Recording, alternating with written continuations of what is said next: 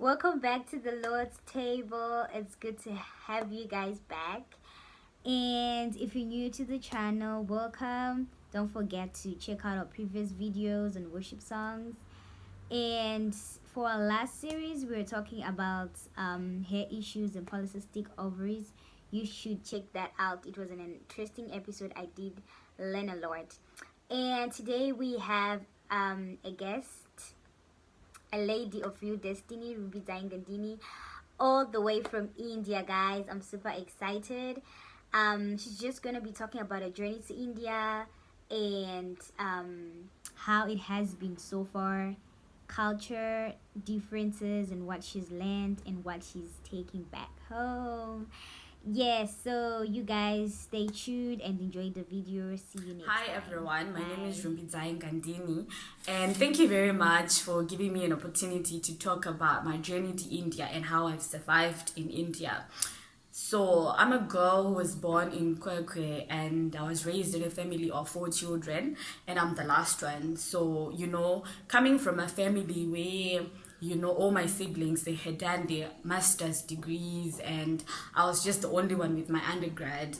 My wish was to have a master's degree as well. So I decided to apply for a master's in India. So there's this scholarship, what's called the Indian Council for Cultural Relations. So basically, if you get selected by the people from our Indian embassy in Zimbabwe, it's automatically you have gotten the scholarship. So that time, that was like came as a huge shocker for me, because I wasn't expecting that someone would remember me from 2017 January, and that was 2018 February. And imagine, a lot of people apply for scholarships, like a lot of people, like more than 300 people, they always apply. So in my head, I was like, God, this is just you, because how can a person just remember my name and my face and what I was wearing that day? So I was like, okay. So I started praying about it. I got all excited. So I remember that time, people were supposed to leave for India in June, right? And people were called, and I remember even in our national TV, they even mentioned that they had sent a few students to India, to study. So in my head, I'm like, God, what's happening? A lot of people have been called and I haven't received any call. So I called the lady at the embassy, and one thing I really loved about that lady, she had faith. Like, she really had faith. She's like, you know what, just make sure that your stuff is organized and everything is okay, because I'm pretty sure that these people are going to call you. So I was like, okay. So I started buying stuff. I started moving around. At first, I moved around checking prices for stuff like, sheets, clothes, stuff, moving around. And then I started buying things one by one. And I remember people would laugh at me also, like, what's wrong with you? You're buying bags. You don't even know if you're going to India or not. But I would still tell people that, you know what, I'm going to India. Then fast forward to July. I used to wake up and pray around 12 or around 2 a.m. It depends. But I used to pray around that time. So that day I actually woke up. I was like, Lord, you know what? I'm not going to ask about any Indian thing. I'm just going to, I'm just going to pray for other people, and I'm just going to thank you and praise you. And that's what I did that day. I didn't ask for anything. Next day I woke up and my sister's like, oh, I had a dream, and you're going to, to India. I was like, stop it, man. Like, I don't want to hear about India, I just woke up, and then on my way to work, I just saw a phone call, and it was from the Indian embassy. So I had already memorized their number, because I really wanted to go there. I kept calling them until I knew the number by head. So when I saw the number, I was like, God, that's my miracle right there. So I answered the phone call, and she's like, congrats, girl, you got the scholarship. And I was so excited. Like, I was super excited, and I remember I couldn't contain the excitement. So I got to the Indian embassy. I got there, and then I realized that I had got a place in Bangalore and not Mumbai. And in Bangalore University, that was counselling psychology. I was like, God, what is this? I wanted to do clinical, and then you just gave me counselling psychology. Like, what is this? I called my sister. I'm like, should I even take the scholarship or not? Because I'm just looking at it and they've given me counseling psychology and not clinical. And then my sister's like, no, you know what? You've been waiting for this. You should just take this and you should go. And when I got to India, the first thing I went there. I'm like, okay, fine, it's okay. I reached to this college where I was supposed to be going. I was like, oh my gosh, what have I done to myself? Like, India is just different. It's not the same as back in Zimbabwe. And you know, when you have higher expectations about a place, and then when you get there and then you see, oh, it's kind of different. That's what happened. I got to India and I was like, God, what have I done to myself? Is this what I've been crying for, for all these months? I've been crying and praying and fasting. And then I'm here and then I'm looking at the place. I'm like, how am I even going to survive this? What? God, you're the one who brought me to this place. And me being here, I'm pretty sure I'm here for a reason. And I'm just going to continue, and focus on my schoolwork and, just live life, because that's what I've always wanted. And I also got to realize that I was I was by myself, I'm the last one. And, when you're always dependent on people, now it's like I'm on my own. I was like, you know what, I'm going to survive this place. Okay, so about the struggles and challenges that I faced, mostly it's about food. They eat a lot of chili, like loads of chili.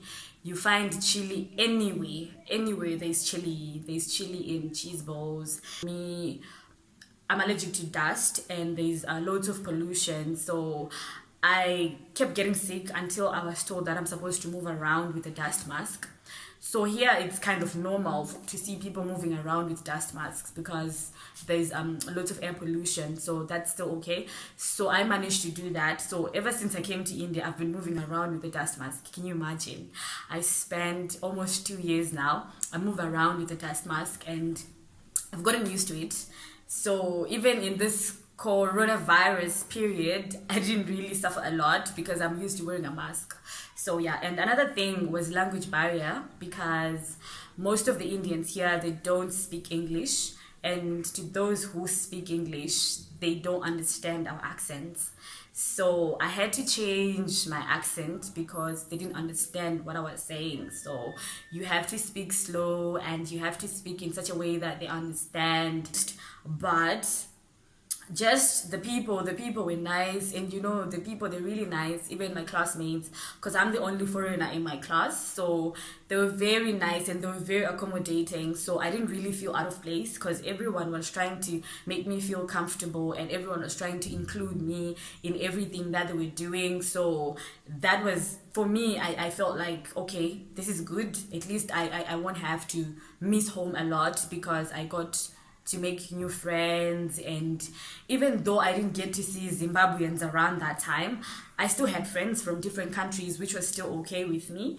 But I think basically that's pretty much it. And another thing I think I had to struggle with, in India, people move around with cabs. If it's not cabs, it's buses, of which buses are cheaper. So where I was staying and going to school, it's like very far. So I had to use the bus. And it was very difficult for me because they have standing passengers in the bus as well.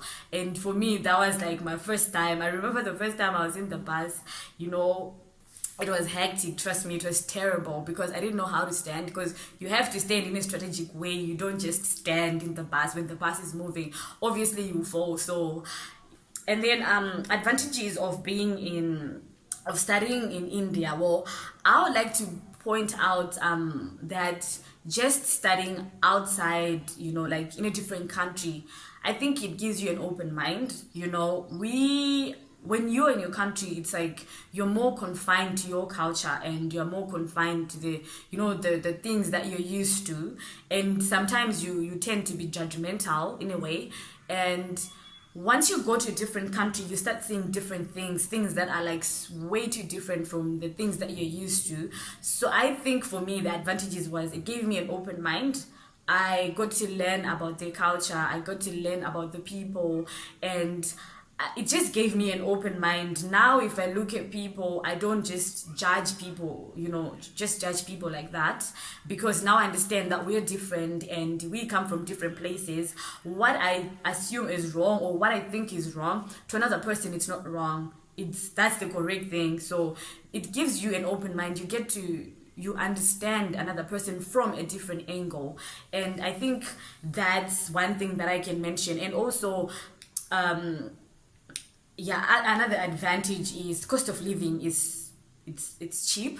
Like, stuff is cheap here, food is cheap, clothes, data, internet, anything. It's life here is very cheap compared to back home. It's very cheap. So staying here and studying here, you can still, if you want to start your business, like back home, you can still start your business, probably. What I like the most about India is India is a very nice place. It is, even though I didn't like the environment, the pollution and all, I still think India is a beautiful place. It has beautiful places. There's plenty of places to go and visit, and that's what I love the most. And you don't need to have plenty of money to go and visit. You can just save up your little money and your friends. You travel. You can either travel by bus, you can either travel by air, you can travel by train, but you can still travel. You can get to explore and see all those beautiful places.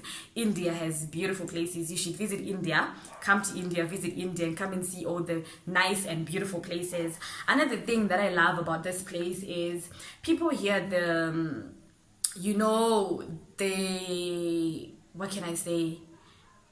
They're more about family and, unity, like, it's different with where we come from, where people just do their own thing. Here people do it together. There's this togetherness that they have. So I think it teaches you. Okay, for example, here in India, if a person is seeing you, the first thing they ask you is, have you eaten? Have you eaten? If you haven't eaten, they give you food. They love sharing food. Even in my class, lunchtime, all the time. At first I used to, like, I would be surprised, like, what's wrong with these people? Like, everyone would come, they'll sit and they share their food, or they just come and they offer you food like that. And for me, that's something that's good.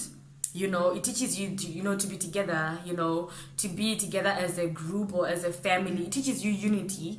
And they don't have this thing of competition, where you're trying to compete with someone and you're trying to push someone down or pull someone down. They don't have that. They're very supportive people. And I think that made me understand that, it's always good to, love everyone. They're loving people. They are really loving people, and they appreciate people as well. And another thing also, what I like also is that they have embraced their culture, they've embraced their language, they've embraced their religion, they've embraced everything, and they love their languages. In India they have so many languages. You get to this state, they have their own language. You get to this state, they have their own language, and they love it. They love it and they speak it. They made me appreciate Shona, when I first came to India, back home, people don't really, like, yes, we do speak Shona, but some people, they don't really like speaking in Shona and all. But after I came here, I was like, what? I'm going to be appreciating Shona very much, because they do appreciate their, not just Indians. I've noticed with people from Afghanistan, people from Nigeria, people from different countries, they actually appreciate their languages. And yeah, and I also like the the variety of dishes, the cuisine, the variety of dishes, food. Like, you can never finish it. Trust me, there's plenty of it. You think, I have eaten this, and then the next thing you see this, and then the next thing you see that. They have plenty of it. I just love it's how they've embraced their culture. Like, really, I really like that, and I really loved that. I actually learned from them that it's very important that we appreciate our culture, we appreciate our countries, and that's what I really like about India. And then what I am taking home, I am going to go back home with so much knowledge, plenty of it, so much of it. Like, I don't know, I have learned so many things, not just in class, but just in general, by just meeting different people. I got to learn a lot of things. So I think I'm going to go back home with so much knowledge, wisdom, and they have taught me to work very well under pressure. We always say, when you're applying for an interview, you'll be like, I work well under pressure. Trust me, the pressure that we get back home, that's nothing. That's literally nothing. Here in India, when we're talking about pressure, we're talking about real pressure, not the other pressure that from back home. So I think now, when I go back home, now I know they've taught me to work very hard, to appreciate whatever that I'm given. And how do I explain this? One thing that I've learned also is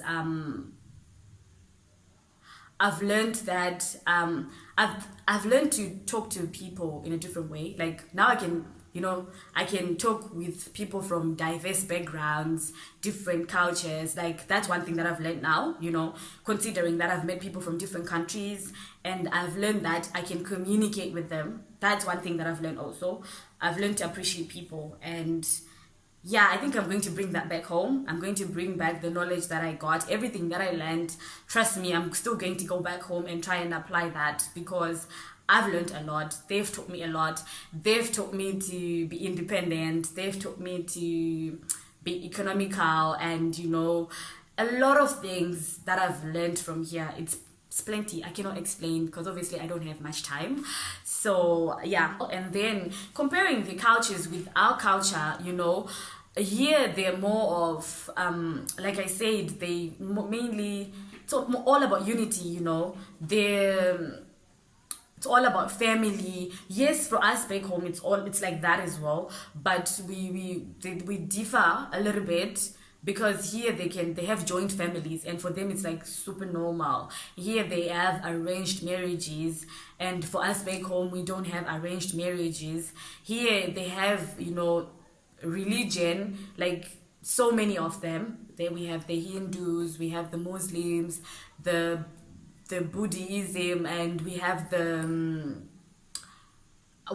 plenty. I just mentioned a few. Some of them I don't know, but back home that's different as well, because back home, we have Christians here as well. Back home we have plenty of Christians, and the other religions, but mostly for us it's like Christians, they have like a huge percentage. That's another thing. And here also, I mentioned about chili, about their food, and they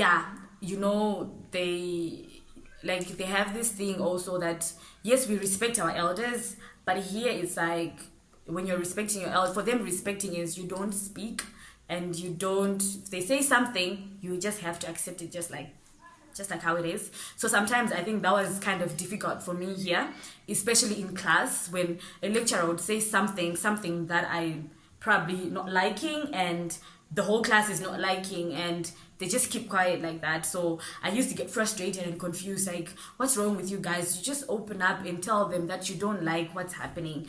But then later on I got to realize and understand that, here that's how it is.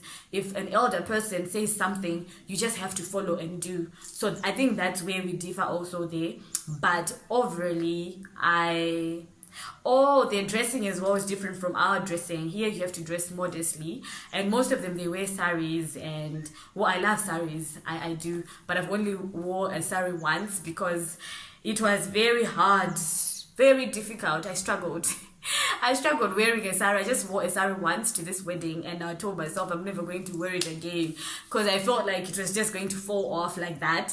As I came to India, I told you that I came here, I started doing counseling, psychology, and the syllabus here is packed, like super packed, and I really loved the fact that, I got to learn so much. The one thing that I've loved also is that we did lots of practicals, like you'll be hands-on. If it's counseling, if you're doing assessment tests, they show you how to do it. If it's counseling, you do simulations in class, you do practicals, you go to schools, you go to places, you do your counseling sessions there, you do workshops, we did a lot of things. Like, I've learned a lot of things. So for me, with that, and I also got to realize later on that, I've always wanted to do clinical. And after I came here, I then realized that, God had a plan, He really had a plan. Sometimes God gives us something and we don't understand it when that thing is given us. Sometimes you'll be angry, like, God, why have you given me this thing? But I got to realize that, this is why you wanted me to do counseling. So with clinical psychology, basically, it's more focused on the clinical side. But with counseling psychology, I can work in any field or in any industry. Counseling is very important. I've realized that counseling is important because we all have issues at some point in our lives. We have issues. So counseling basically is one-on-one interaction where you have a professional, might be a therapist or might be a counselor, and you have a person with a problem, and then that counselor or therapist is there to help the person solve their problems. So people often confuse counseling with people normally say counseling is giving advice. Like a person has to come, a professional has to come, and they have to give you advice. But it's not really about giving advice. Counseling is about helping a person be aware of the problems. I help you, you become aware of your problem, and then I help you to find solutions. So in helping you find solutions, you are the one who's going to find the solutions through my help. That's how it works. So counseling is very important. It's very, very important because everyone has issues.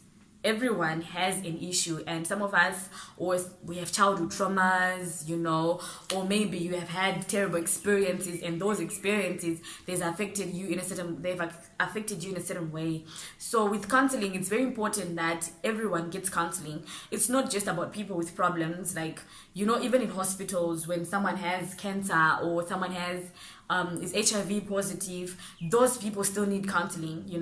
They still need counseling to understand their condition, and the family members, they need counseling as well to understand the person who is not feeling well. Even in workplaces, it could be a bank, it could be a hospital, it could be church, it could be anywhere. Counselors are needed because people need help. It's all about just helping someone be aware of their problems and how they can solve their problems. So it's very important. It's very, very important, especially back home. I still think that in my country, in Zimbabwe, even here in India also, psychology is not really put into consideration much.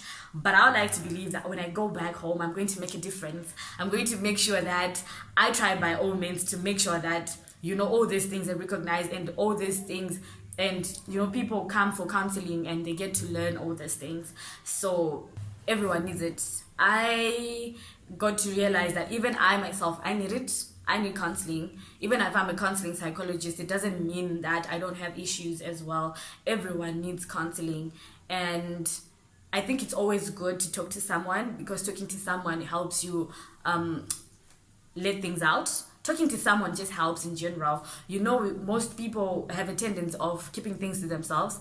And when we keep things, they tend to bottle up. And when they bottle up, at some point, those emotions and what you've been keeping inside, it's going to burst. And that's when you see people a person probably becomes angry, some commit suicide, people just do unimaginable things. That's what happens when you have issues. So I like to believe that everyone needs counseling. It's not just about having an issue, but marriage, premarital counseling, having a baby, you still need counseling. Like with counseling, it touches every field, every area. So I still believe that everyone needs counseling. But basically, about my career and about counseling psychology, I've realized that I can actually go back home and help a lot of people. And I cannot wait to go home and show you what I've learned, and give you the knowledge and help people bring change. It's all about our mental wellness, our mental well-being, and that's what's important.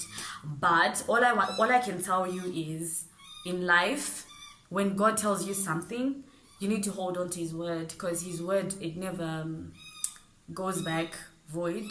Whatever he says, he fulfills it.